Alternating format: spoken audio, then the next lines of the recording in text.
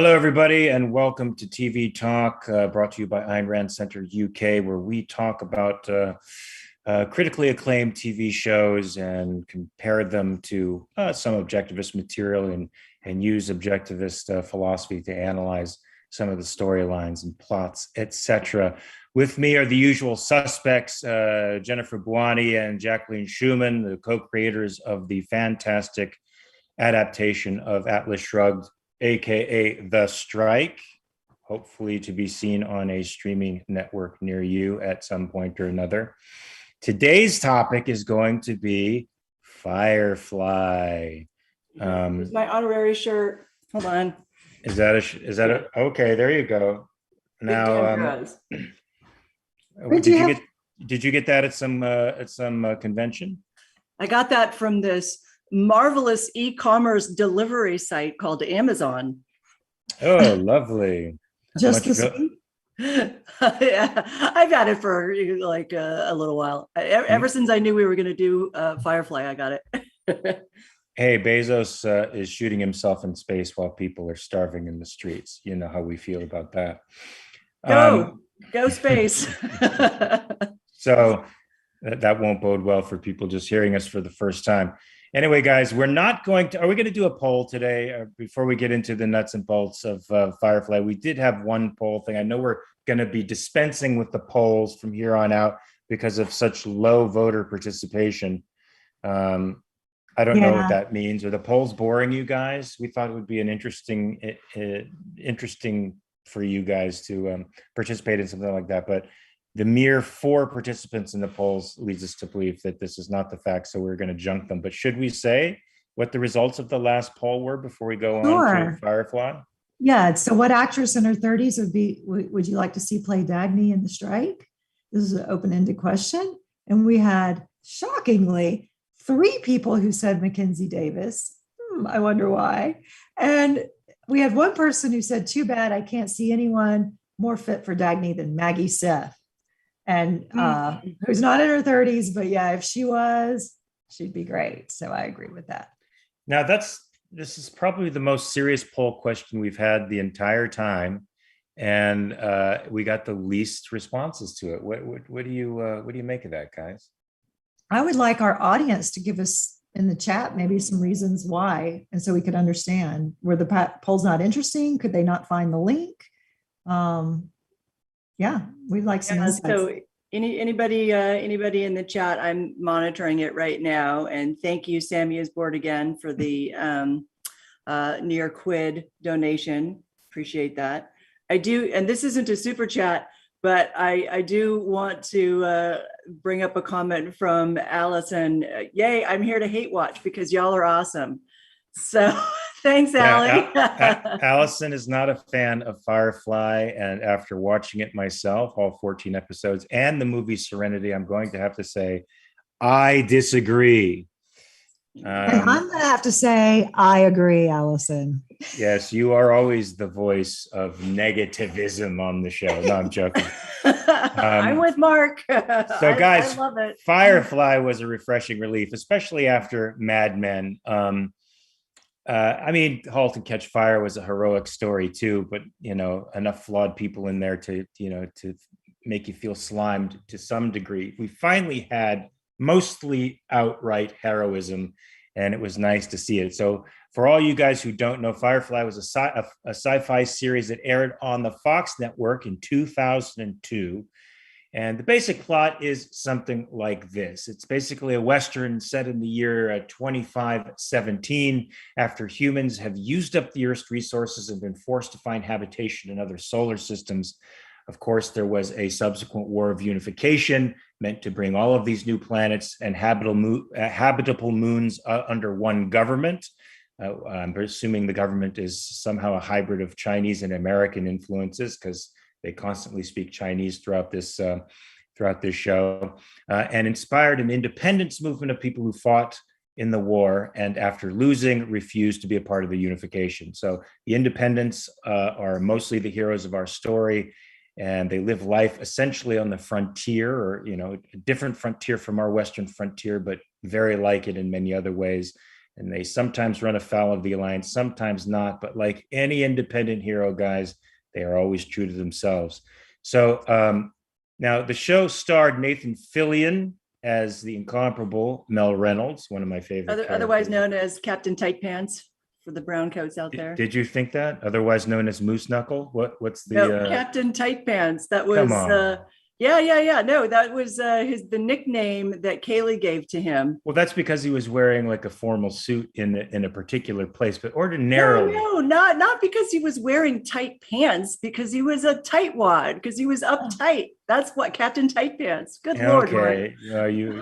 I think you guys are watching a different story than me. Zoe, liked the scene where he was not wearing any clothes in the desert. That was my favorite. That was a nice scene. That was fun. We'll get to that. Zoe Torres was the right-hand woman and fellow freedom fighter. Gina Torres. Sorry, Zoe Washburn. Alan Tiddick, is that how you pronounce his name, was the great pilot Wash, otherwise known as Wash. Marina Bakarin was Inara, the respected and famous companion, aka high-class prostitute or escort. Adam Baldwin was the sleazy and very consistently sleazy Jane, I must say. Jewel State, I hope that's how you pronounce her name, was the engine room savant Kaylee, who's also just a innocent bubble of joy and really delightful to watch on screen all the time. Sean Mayer is Dr. Simon, and Summer Glau, I hope that's how you pronounce her name, is the mysterious River, who we really don't find out exactly what's going on with River until you see the movie Serenity. And then there's, of course, the famous Ron Glass as the shepherd or the preacher of the group, who's got many layers to him we only barely uncover in that first season. And the show itself averaged around 4.7 million viewers at the time it was canceled. And it was canceled around episode 11 of 14, guys. And to give you a little bit of perspective, Supernatural, I think at its height, only had somewhere in the neighborhood of 1.5 to 2 million viewers. And it was considered CW's greatest sci-fi show ever and gave it a 15-year run. Now, there's a very interesting and complicated reason why this show was canceled after one season. Jack or Jennifer, do you guys want to get into the minutia about why this decent, interesting show with fantastic heroic elements was canceled after one season? It seems like it was a big Fox Network snafu. What say you? Yeah, it really was. And it was definitely a lesson in how a really great show can get turned into muck because of the executives in charge running it and bad marketing plans. And so first off, Joss Whedon was coming off of his tremendous successes from Buffy the Vampire Slayer and Angel, which Buffy ran for 7 seasons, Angel ran for 5 seasons. They started out, I think, on UPN, that's the right network, and then they switched to the CW. And now Fox at the time, since it was a major network, and this is before streaming was really a thing. I don't even know if Netflix was streaming yet at this time. I knew Netflix was around, but so Fox was a major network, and they had a requirement for how many millions of viewers needed to show up every week in order for a show to be successful. But the show, they greenlit Firefly. And in fact, one of the big executives behind Fox, or one of the big execs at Fox, was Joss Whedon's champion for this. And they greenlit the whole season basically, but they ended up fundamentally not really the marketers, not really understanding what the show was about and placing it now. And the show was meant to appeal to young people like 18 to 24. That was kind of their target market. And the show got put in what is called the Friday night death slot. It's where all shows go to die. And now X-Files, however, was in that same time slot, but it had done pretty well because it had, I think X-Files might have even started out on a Sunday night, and then it moved to the Friday night slot. But Firefly started out at that Friday night death slot. And where are 18 to 24-year-olds on a Friday night? Not home watching TV and not recording it with TiVo at the time. So they, that was like strike number one. Strike number two was the network wasn't happy with the pilot episode. And the original pilot episode was it ran for 2 hours if you include the commercials. And then but they weren't happy with it. They thought that it moved too slowly. So they asked Joss Whedon and Tim Minear, who was also basically the co-showrunner of Firefly, and they asked him to create a new pilot, which they did over the weekend. They wrote it over the weekend, and that ended up being The Train Heist, which was aired as the first episode. Well, then all of the marketing that they did around Firefly had nothing to do with what the actual show was about. They tried to make it look like a campy space cowboy thing with a hooker with a heart of gold kind of thing. And all their marketing was terrible. And then on top of that, they aired all the episodes out of order. And this is a serial TV show where you need to see the progression of the character arcs. They aired, episode 3, the first, and they didn't even air the original pilot until the very end. Over a year later, they kept preempting the show for movies, and yet still they had a consistent, like Mark was saying, 4.7 million viewership. And then, but it wasn't enough for them. They were counting on like 11 million. And they canceled it. And it was then, and of course, Serenity, the movie, came out afterwards, which was all like 100% fan based. If the fans all banded together and demanded that some kind of ending be put on, because as we'll get into the details later, when you get done watching episode 14, which is supposed to be the cliffhanger to season 2, it's very unfinished. So I'll stop my little inside baseball rant there. And so is it not a campy space cowboy with a hooker with a heart of gold? No, that's kind of what I experienced. I don't think that it was. I was just going to say that the executives fell out of the stupid tree and hit every branch on the way down to the ground. So I can't say that because I got the same vibe that they did. Well, yeah. So how would you describe it otherwise? I would describe it as a sci-fi Western.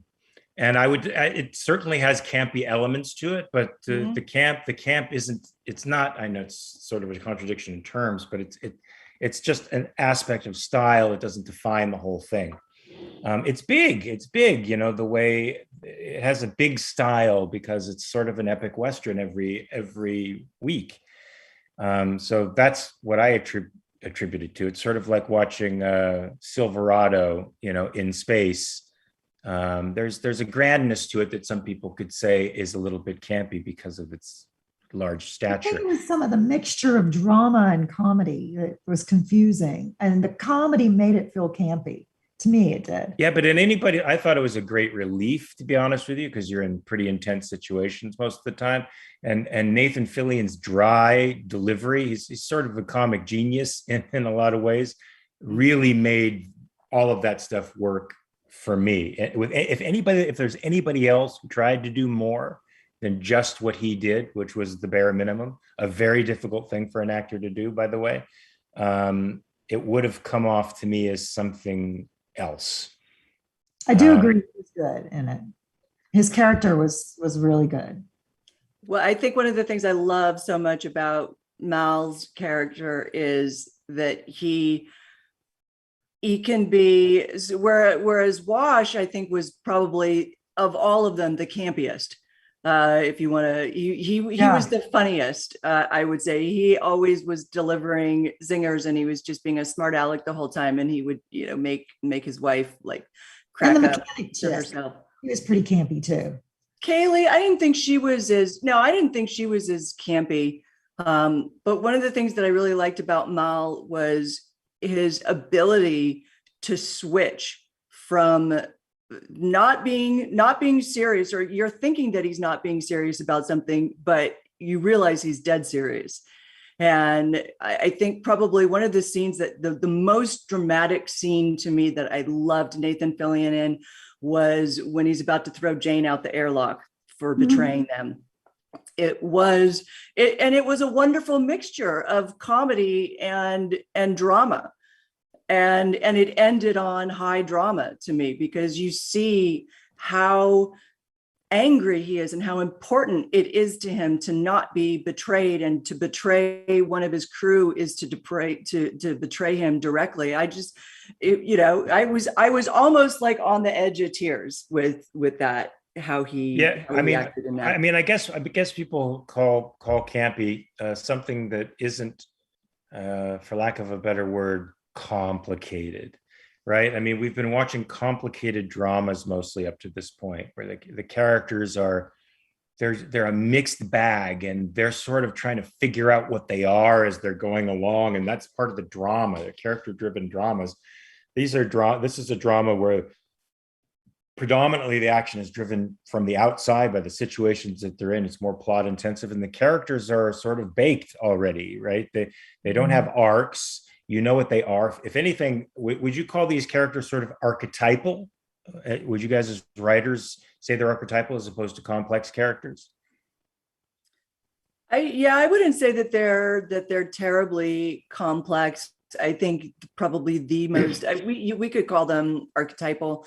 I'd say they are, fairly fully baked, although we really don't, as we get the series, we don't know what Whedon's plans were for these characters, really. And that this is the thing that he's very good at, is developing characters, giving you like the characters like living in their identity for a season usually, and then slowly, and then starting to introduce kind of beginnings of arcs. And by the time you get to the end of the series, a character, I mean, the one that stands out for me the most is the character of Willow in Buffy the Vampire Slayer. She starts out as just a nerdy, shy little geek who says funny things here and there, and ends up being the most powerful witch in the world. And so who knows what the plans Joss Whedon had. But I don't think the people who are, I mean, maybe Joss knew what he was going to do with Willow from the beginning, but chances are when you're doing 23 episodes of television, you don't know where the thing is going. Maybe even from the beginning of the season, you might have a rough idea of where 8 or 9 of the episodes are going, but not where the rest are. And so it sort of takes on a life of its own, I want to say. That's true. That's a good point. And whereas something like what we're doing with The Strike, we know where it's going because it's adapted from a book, although we're still planning on giving our characters kind of bigger arcs. But I do think that the character that has the most chance of an arc in Firefly is River. And you really start to see that by the end of episode 14, or by episode 14, really. Yeah, and you especially see it in the movie where they resolve her storyline, and you actually do see a complete arc from what she was to becoming something else, a lot more integrated person. But there were tons of unsatisfied storylines there, and that could be because we couldn't satisfy them in the amount of time we had. We never got to reveal the mystery behind the shepherd. It was suggested in multiple episodes that the shepherd had another life that he lived. He had an expertise in thievery and in the Alliance, and some form of connection that never became clear at the end, that suggested a deep history that could have provided multiple episodes of sussing out. That would have been pretty awesome. And we never got to Inara's, to the consummation of the love affair between Inara and Mel. Not even a kiss.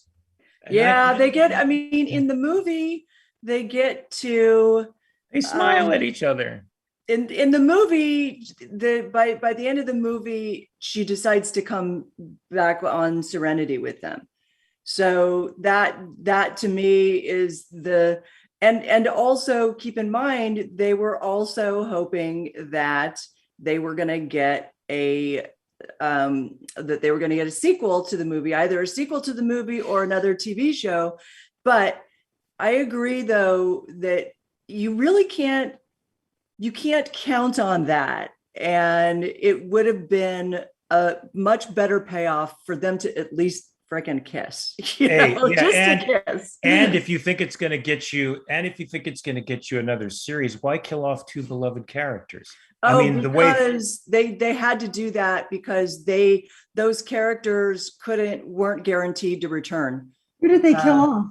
They killed off Shepard and Wash. Wash got a Reaver spear right through the chest.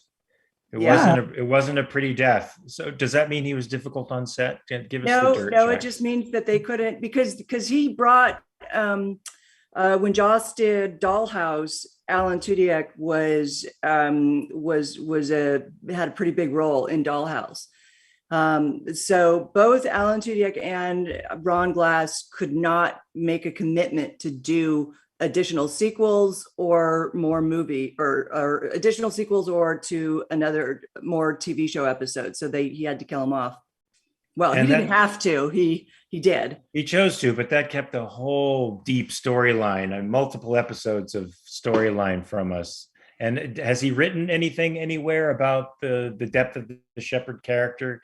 Is there anywhere? I'm sure there are people who are Firefly fanatics, hopefully watching today, who could tell us where we could get more info on the Shepard. I want to know what his deal was. Yeah, so Ali says that is the other thing that happened too. So after the TV show died and the sequels, the sequel idea died, they actually Dark Horse came out with a series of comic books that fleshed out and I haven't read them yet. I actually want to do that, but there was a series of comic books that fleshed out the second season, what was supposed to be the second, and I think maybe like 3 or 4 more seasons. And they also came out with a comic book called The Shepherd's Tale, Tale. Thanks. The Shepherd's Tale, that gives you the backstory on Shepard. I haven't read either of those, but I actually do want to get the comic books to see what his plans were.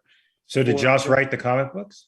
He for the first series, I think he co-wrote it and edited it, and then he gave it over to, I don't know if it was Dark Horse or if it was a different comic that took it over, but okay. He continues to advise and he approves of it. So TZ has a super chat of $5 late side note for Dagny suggestions: Jessica Chastain, Rebecca Ferguson, Elizabeth Debicki, or Rosamund Pike. I looked at Rosamund Pike. I like her too. I like Rosamund Pike, but I don't think. Do you think she's right for Dagny? I worked with Rosamund Pike. What was the latest thing she was in? Oh, I don't know. I'm gonna look these people up. I mean, I worked with her on Beirut, and I think she's a tremendous actress. I just don't see her as Dagny. I think the Dagny that would be cast would have to have an aspect of warmth to her, and you know what I'm saying? Yeah. Well, Rebecca Ferguson has the look, I think. I don't know how she acts.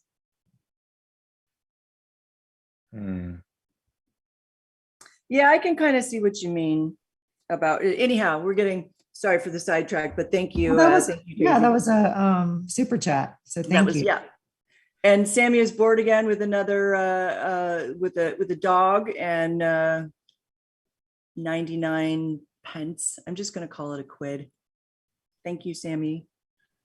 So So So do you let's guys have favorite let's scenes? talk. Let's talk Oh, about it. okay. Let's talk about this genre of Western, this unique thing called a sci-fi Western. What do you think? What do you think? Has it been done before? This is the first time. I don't know, but I mean, I think it's an interesting mix of genres, and I think the Western is a great genre. Do you guys agree? What about the Western uh, is applicable to, let's say, an objectivist ideal or objectivist ethics, um, in particularly that genre? What Justice. about it? What The about sense it of makes it? justice comes from Westerns. I like traditional Westerns, but they put justice in their own hands because there's no real form of law. And forging their own way, self-reliance, Yeah. independence. Yeah. Definitely, yeah, definitely rugged individualism. You can't tell me what to do. I am Right. my own person. Nobody tells me what to do. You can't lord over me. It's total independence, which I really like. And but there's also there's an ethics there. There's an ethics to Mel's character. Did you that permeates everything that he does. He has a standard of value. He has an ethical code, unlike Jane. Well, Jane has an ethical code too. It's, well, who has the most money is where he goes. But Mel has a real standard that I think we could. You rarely see anymore in TV. It felt old fashioned, but it felt good. Well, that part of what might be, that's part of what might be contributing to the idea of it being camp, because it's simplistic now to have a moral code. It's simplistic now to have principles that you live by. That was not what made it campy. It was the mix of humor and with, I couldn't take, I was like, am I supposed to take this seriously, like a serious drama, or am I supposed to be laughing? And it was Both. And there was why not both? And the why mix not of both? genres to me also was really cognitive dissonance. But him as a character was really well done. I didn't think that was campy at all. The fact that he had those old school values. What were those old school values, you guys? Integrity. He was what he said he was going to. He did what he was going to say he was going to do. He stood Man by of his word. Man of his word. And even though he was a smuggler, and he would tell lies to there, he was honest, and that's kind of it's sort of an objectivist seeming contradiction, but it's really not. He never faked reality. That's what he truly, and what I loved about his sort of old-fashioned Western character, the cool new thing that I loved about it was that he wasn't a God-fearing man. But he was, for all intents and purposes, he really could. He would probably call himself an agnostic. He wouldn't probably come right out and say he was an Really? atheist, although maybe he would. Did you get a different read from that, Mark? I got a vibe that he was an atheist, and I got a vibe that he wasn't up for Christian ethics or the Bible. He answered to another. I didn't think that he was that. I just don't think that he would come right out, and I don't know that he would even like identify with that word. He would probably just say something very, very simplistic, like, God don't do much for me. Yeah, live and let live. It was a very libertarian-esque sort of message, which is, hey, you could do what you want, just don't put it on me, kind of thing. And this is my house, my ship. What I say goes. That very much that self-sovereignty and ownership of your territory ideal, which you don't see much of anymore. What about the companion? She was one of the more interesting types. If we're looking at integrity and ethics, do you guys think she had integrity and ethics, even though she was a call girl of sorts? Yeah, she was right out there and open and honest about it. Wasn't ashamed of her sexual being. I loved her clothing and how she made herself beautiful, and she had this like Arabian tent bedroom. It was very sensual. Yeah, I loved everything about her. I thought she was amazing, and I love that they they made her profession completely legitimate, and like she was the element of legitimacy. She was the thing of class that she brought to the ship, to this band of smugglers. And I loved that. Now it was interesting because it kind of brings up an interesting thing, especially when we see the episode Heart of Gold, where her former companion mate or whatever, who used to be a companion, has gone out and created her own whorehouse, basically, because she's no longer part of the guild. She's no longer part of the companion guild. And so does this bring up questions of unions? Like, is it because Inara was in like the companion union, does that make her profession more legitimate? Is she any more or less moral than the character of her friend who started her own whorehouse? I think her character's name was Nandy, who ends up dying I don't think it's a matter of morality more than just being socially acceptable, right? The companions are socially acceptable. They're of a higher class in the hierarchy, but I don't think there's a morality. Well, I think every human action is moral or immoral. I think you can't avoid it. The question of morality when it comes to any human action. What I like about the companion is you're right. She chooses candidates and proceeds with them based on identifying values in them that she appreciates, which I think is very interesting. She's not ashamed of her body, but holds beauty and sex as assets, as opposed to being ashamed of them the way some Christians might be, or the way some skeptics who think standards of beauty are things that we should really, they're social constructs that we need to do away with. She holds all of those as ideals and lives according to them. So she's a very interesting character to me. And yeah, I think there is a statement, a sort of libertarian-esque statement being made about sex and its place in society.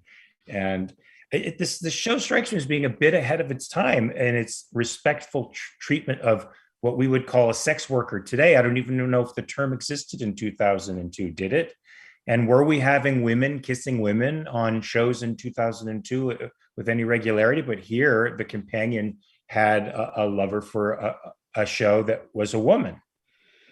Yeah. Well, but Buffy was one of the first shows to have Willow actually became gay, and for several years to have regular gay female characters. So Joss is ahead of his time as a film he producer. Absolutely is. Yeah. He's creating these relationships now that Hollywood is hustling to catch up with. But he was doing back in what, the 90s? Is that when Buffy was on? The 90s and early 2000s, when this was the furthest thing from anybody's mind, which I think is fantastic. Yeah. What do you guys think of Kaylee? What's her deal? I loved Kaylee's sense of life. She reminds me of sort of an uninhibited Cheryl Taggart. She is she's innocent, and well, I won't say innocent. She's a bit naive about things. But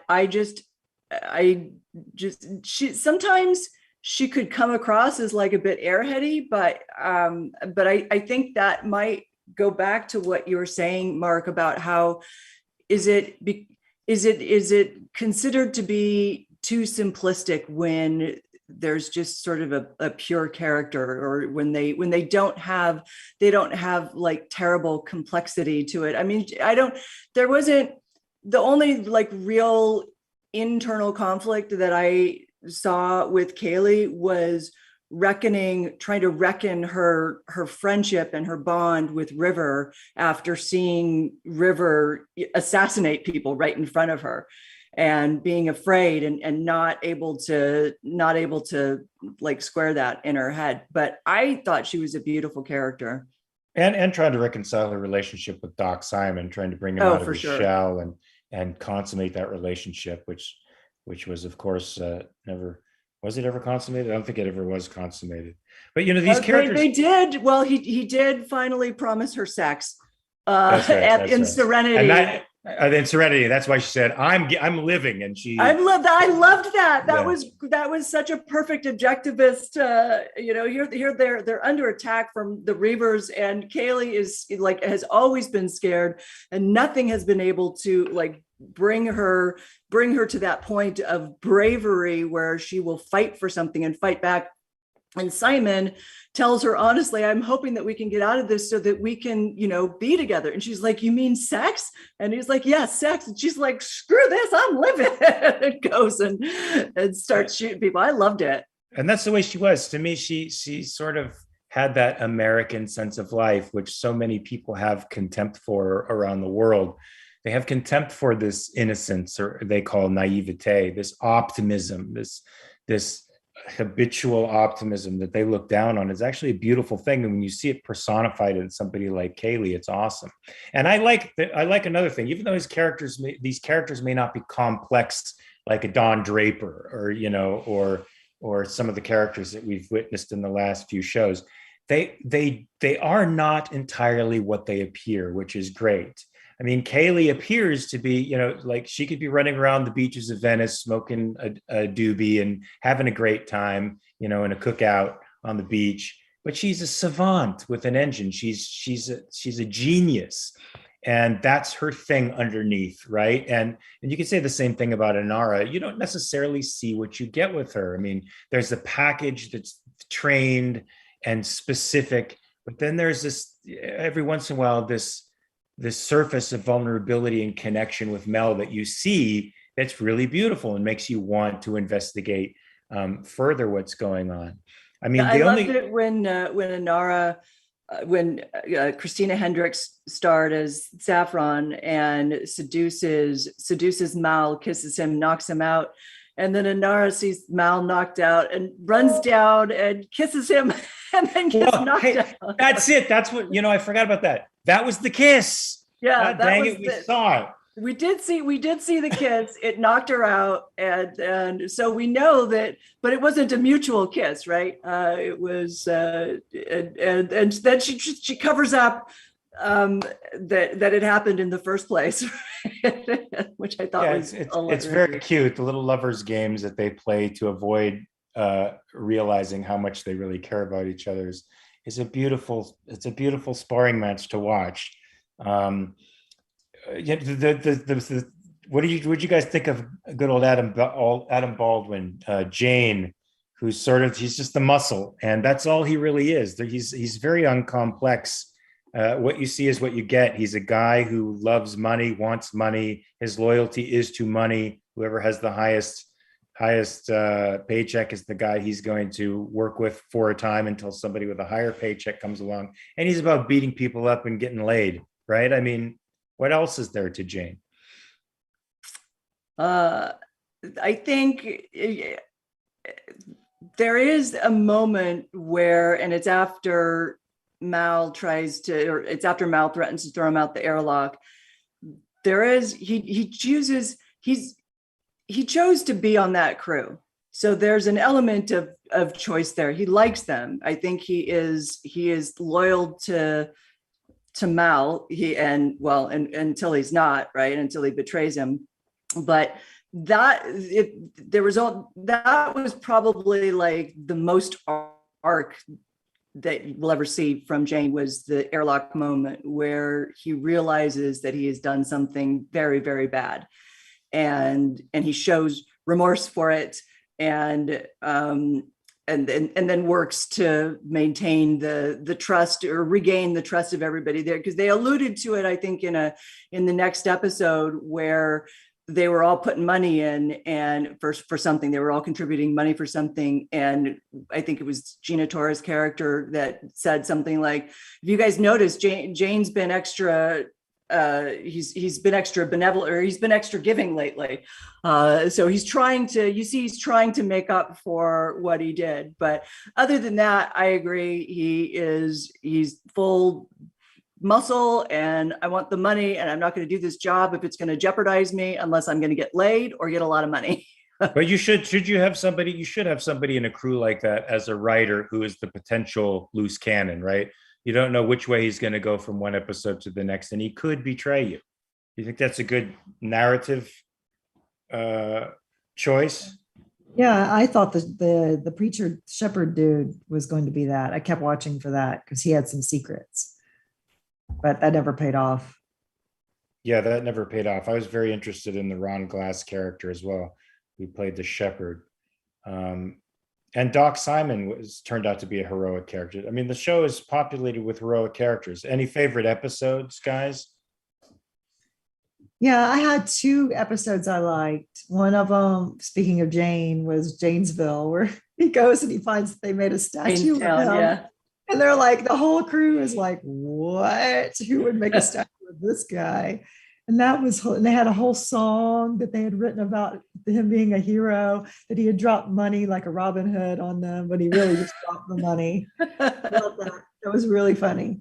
And the other one I really liked was The Heart of Gold with the brothel, and being able to see Honora come undone when she didn't tell Mel in time how she felt. And then he went to her friend. What about you? I really liked, if we're naming 2, I really liked The Message. That was, I think, episode 12. And that's where Mal and Zoe get the corpse, who's not a corpse, who was the person, one of the people that they fought with in the war. And I thought that was actually interesting because it had some other interesting libertarian themes to it, because he basically has sold his insides to the highest bidder. He sold his internal organs, or let people put other stuff in his body to the highest bidder, which at first everybody is sort of shocked about, like, oh my God, how, that's unethical. You shouldn't do that. It's unethical for these people to try and put organs in you or take organs out. I honestly can't remember which one it was. But he explains what the context is. He's like, no, it's not. It's my body. I get to choose what to do, and I'm helping my family. He thought that he was helping his family with it. It turns out that he ended up, he ends up dying in the end. But I thought that was, and it was beautiful filming with the funeral and the snow falling, and in fact, that in the original run of the series, I think that actually was the last episode as the finale that they showed. And then, because that was in like December of 2002, and then it wasn't until the winter break was over that they showed the rest of the episodes. But that was actually shown as the finale. And then the other episode that I really liked was in fact the finale, episode 14, that was with Early, the bounty hunter trying to get River. And that was the one that really just gave me such promise and hope for River. I thought it was beautifully done, that when she's coming down from the shuttle into Mal's arms, it was wonderful imagery. Yeah. So now you're saying that human beings should be allowed to sell their organs if they want to. I mean, this is a very controversial. This is a very controversial thing to say. It is. I mean, I wouldn't recommend it. But I mean, you've got 2 kidneys, you only need one.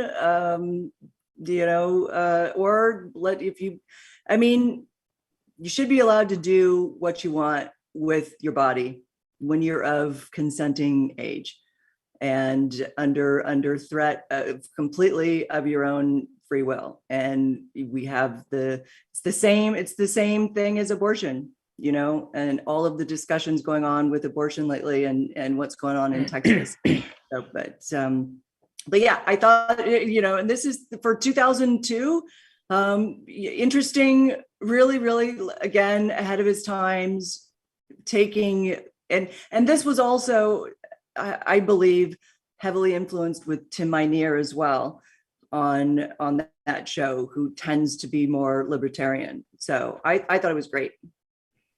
Yeah, overall, I think the show was great. The characters were heroic and consistently, so they were consistently what they were. And I enjoyed that kind of stability. And it's an interesting emotional ride. Each episode will take you through some paces, but Mark, did you have a favorite episode? Sure, it's sort of refreshing to know that these characters exist. Yeah, I liked Jane was one of my favorite. Jane Town or whatever it was one of my favorites as well. Really, really, really funny because he's terrified to go into town because he's made enemies there. He ran afoul of like the governor basically of the town by trying to steal all the money, and then it all turned into his favor. And it was really funny because he has watching him deal with integrity and the reputation of integrity was quite an interesting irony. I liked Heart of Gold as too. Heart of Gold. There were a number of them I liked. I didn't write down exactly which ones I liked, but they all took me on an adventure, and it was nice to see a character like Mel Reynolds out there who's what I consider to be a real man in the sense that you don't hear too often today. A man of integrity who means what he says and says what he means and does what he says he's going to do. That's a rare individual nowadays, and it's not necessarily equated with the integrity of manhood. But I thought it was embodied in him, and I thought it was great. And I think kids would do well to watch a show like this. They could learn from a guy like Mel Reynolds. He could be a very positive, heroic standard for them. He's a character that you can, in the same way that Buffy was the character where you could go, what would Buffy do in this situation? You could think, what would Mal do in this situation? And he's so consistently full of integrity that you could put him in any scenario and you could easily figure out how he would respond to it. So that's an interesting concept that you bring up, because it's easy for us to think, if you say something like that, well, what would Howard Rourke do? What would Reardon do? What would Francisco do? What would Mel do? What would Mel Reynolds do? You can think that, what am I, a second-hander? I'm not figuring out things for myself. But look, when you come from the world that we've come from, which is a world of mixed messages and mixed ideologies and mixed premises, moral premises, knowing what's right and wrong is a very difficult thing. And having that concrete example in front of you of by your own judgment, integrity and virtue, and virtue, that's a great shorthand. And there's no reason why you can't ask yourself that question until you've personalized those virtues so that you can do them automatically. I would take that a step further and say, what's the point of having heroes if you can't look up to them and look to them for guidance for your own life? I mean, there is a reason we call them heroes, and by definition, they are people that we do look up to and hold at a higher place in the value hierarchy. Now, so we've seen a couple of different types of TV shows. We've seen the realistic stuff that Matthew Weiner gave us, where you see these characters in real time living through real historical events, all of them complicated, all of them struggling with internal dynamics that they may or may not overcome. And now you have this version of film where you see relatively uncomplicated characters who have mysteries to them and layers that you can investigate, but who are somewhat baked, and you know where they stand morally, and they're going to, and for them to behave in any other way would be strange. Now, I obviously think there's a place for both of these in our worlds, but what do you think is there any one of these types of art that are more informative than the other? Interesting question. I'm going to punt on that to let Jennifer respond. What was the question? What?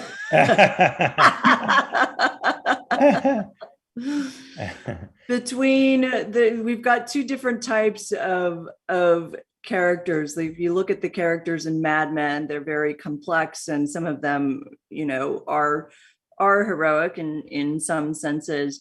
And then that's an interesting kind of story to tell. It's fascinating to watch. And then there's the kind of story with Firefly, and probably even a little bit more in line with Atlas Shrugged, where you've got characters that are fairly baked, but they still have their own mysteries and not as complex, not as huge internal conflicts that you might have with Mad Men characters. And Mark is asking if I understood correctly, is there one of these that's better than the other, or is there one that informs more from an artistic perspective?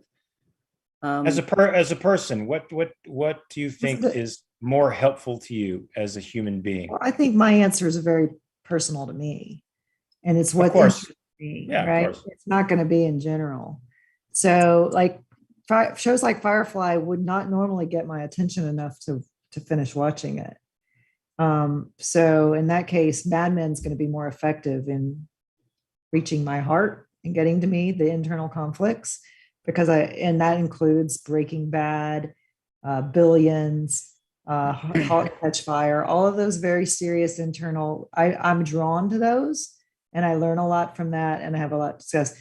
Firefly, I know you guys disagree, but to me it feels campy and fun, and I can take it or leave it. And if I'm not addicted to it, I found my thing to make it interesting, which was the cute little romance between Mal and Nora, but I'm not going to learn anything from that personally. But maybe if I was 18 and I hadn't ever seen those characters before, maybe it's a different story, So I think it's very personal and where you are in life. Do you want to answer now, Jax? Or? So I like the it's interesting when I watching Mad Men was, to me, it was fascinating. It was a great study in complexity and conflict. But I can't say that I ever finished an episode of Mad Men and felt like I was elated or felt, inspired necessarily. I was, inspired from an artistic perspective of, wow, this showrunner has done a fantastic job of creating this series. But I could watch Firefly over and over and over, along with Buffy the Vampire Slayer, and I could watch it to pull myself out of a depression, to pick myself back up. Like, just watch these heroes. Look at the great things that these people are doing. And so while Firefly may not be the show that everyone can like in that same way, there are shows like I feel the same way about Justified. One of the shows we've talked about doing, I don't know if we're gonna do it, but the character of Raylan Gibbons in Justified, and many of the other characters, they're just heroes. They're big damn heroes, and watching heroic men and women making good decisions, coming up against conflict, overcoming. I'm a sucker for that. I will always, that holds a closer place in my heart, just from being personally inspired. But as an artist, I love shows like Mad Men and Billions and in some of the shows that we've done in Fleabag and Russian Doll, where there's just so much complexity and interesting storytelling going on. What say you, Mark? Yeah, I mean, I think there's a time and a place for everything, of course. And like you, I'm inspired by the complexity of the writing, and the artistry that it takes to act that stuff is really incomparable. And I get a tremendous emotional punch from a lot of those shows, because some of the situations that the characters find themselves in are intensely relatable. They're very much stuff that we experience on a daily basis and maybe grappling with in some cases. And there's seeing another person go through that can be a learning experience for me. But if I am feeling down or depressed, there's nothing like a vitamin B12 shot of heroism. There's a reason. Not heroin. Not to right. Heroism. There's a reason Supernatural has such a big payoff for people who are grappling with mental illness. People who are grappling with depression every day, because it's real medicine to see two people beat the universe, win in the end, no matter how low they get, to see them rise up again, and that's possible. Fighting evil people like you and winning. Yes, and not only that, but God, going against God himself. Right. And in the tradition of the good Western, saying it's my values that matter. Fuck you, I will fight you to the end. And more importantly, to see them, in the dark night of the soul, at the very edge of annihilation, and to come out of it. Because even in a symbolic way, that represents a lot of what we as human beings go through on a daily, monthly basis with our crises and traumas. That law of undulation applies to us. We just see it concretized in the heroic narrative. And it's very comforting to know that even though I'm going this way right now, I can go that way, because they did it. I can do it. And I think that's also why the whole genre of superheroes has been so incredibly popular over the last 10 to maybe 15 years. But the rise in superhero movies and shows, I think that like the culture is starved for a kind of heroism, and they're also they're cynical and skeptical, and they've deprived humans of that, so they can only see those heroistic values in something that isn't quite human. Right. And that's a little freaky to me. Which now leads us to our next. A hint at our next show. I did there? Very good segue. Guys, what we're going to be talking about The Boys next week. Speaking of superheroes and inhuman folks battling humans, we'll be watching The Boys, you'll be watching The Boys, and you can tell us who the real heroes are in that story, because it should surprise you if you haven't seen it. Oh, Allie's very happy about that. She says, yay! Okay, good. Okay, good. Big long yay! Unless there's any super chats to answer, I think we should probably move along to Clubhouse now. No super chats to answer, but I think we did get one that we just want to call out to. Ellie gave us £1 and a little devil face, looks like. Good. That must be for you. So thank you. Fantastic. Earning my supper every day. All right, guys. Well, this has been TV Talk with Jacqueline Schumann and Jennifer Bouani, and me, Mark Pellegrino, brought to you by the Ayn Rand Kenner Center UK. We're going to go over to Clubhouse, and anybody who wants to talk about the dynamics of Firefly, come on in and talk. And that's it. We'll see you next week. Watch The Boys. Bye-bye. Bye.